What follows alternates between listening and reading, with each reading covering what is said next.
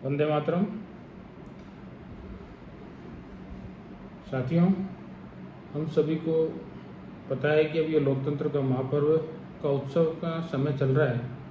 इस लोकतंत्र के पर्व में हमें हमारा लोकमत परिष्कार करना है। हमारा लोकमत, हमारा मत किसे जाए, ये अपना एक निजी निर्णय है, लेकिन कोई भी हित, निजी हित या निजी निर्णय राष्ट्रहित से ऊपर नहीं हो सकता और राष्ट्रहित सर्वोपरि को ध्यान में रखते हुए हमें ये निर्णय लेना है।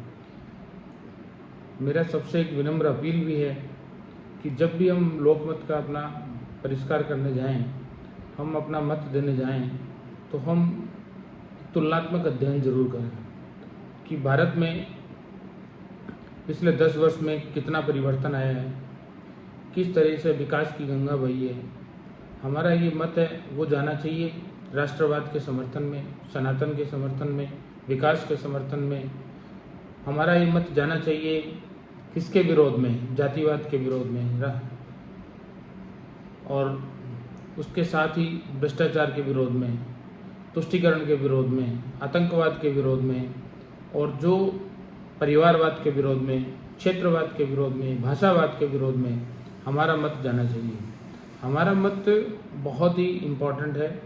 हम अपना मत तो स्वयं दे ही दें, लेकिन हम अपने ये भी सुनिश्चित करें कि हमारे दाएं साइड के 10 घर, बाईं साइड के 10 घर, सामने के 10 घर, पीछे के 10 घर, वहाँ भी हम सुनिश्चित करें उस दिन कि वहाँ भी सबके मत डल चुके हैं या नहीं डल चुके हैं, कहीं कोई इश्यू तो नहीं है, कहीं कोई बाधा तो नहीं है, कहीं कोई प्रॉब्लम तो नहीं है।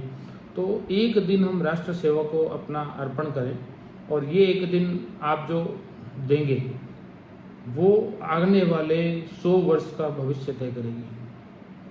हो क्या रहा है कि लोग जातिवाद में बट के अपने निर्णय कुछ समय के लिए व्यक्तिगत स्वार्थ से ले रहे हैं, लेकिन जाति राष्ट्र से बड़ी नहीं होती।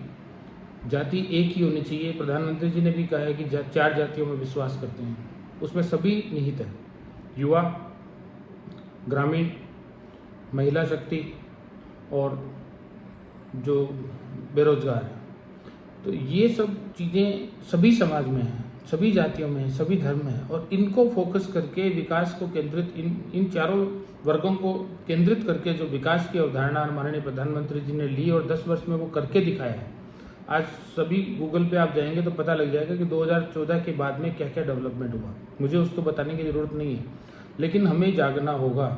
जातियों में बंटकर हम छोटे समय के लिए अपने निजी स्वार्थ के लिए किसी ऐसा निर्णय नहीं ले कि आने वाले 100 साल तक हमारी पीढ़ियाँ वो भुगते।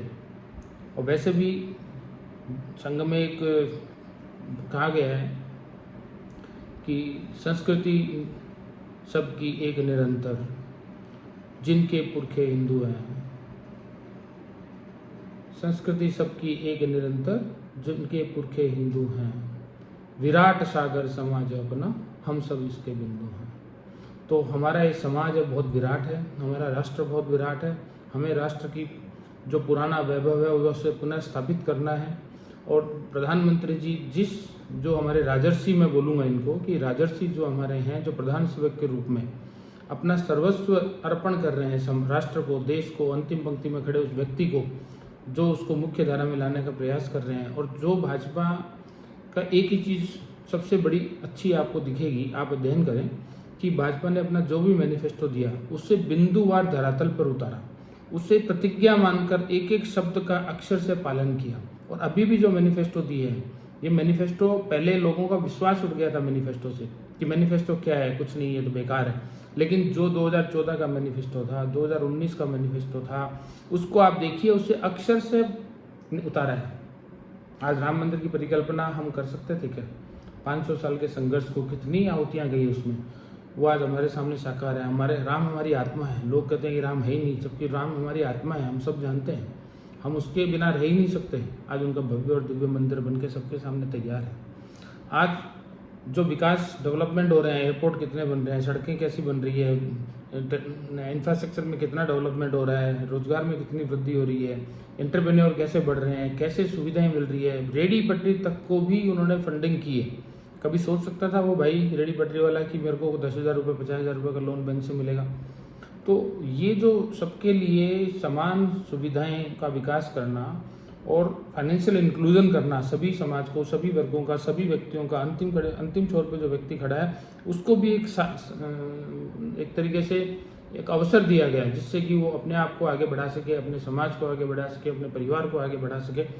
तो ये जो एक सकारात्मक क्रांति आई है पिछले 10 साल में, इसे हम समझें, जाति और समाज में बढ़कर अपने मत को खराब ना करें और केवल राष्ट्र सर्वोपरि के भाव से इस अपना लोकमत परिष्कार करें और अपने मत का सदुपयोग करें, राष्ट्र हित में जाए, जिससे कि ना केवल हम, आने वाली हमारी पीढ़ियाँ भी हमें आशीष देगी कि आपने सही समय पर सही निर्णय लिया।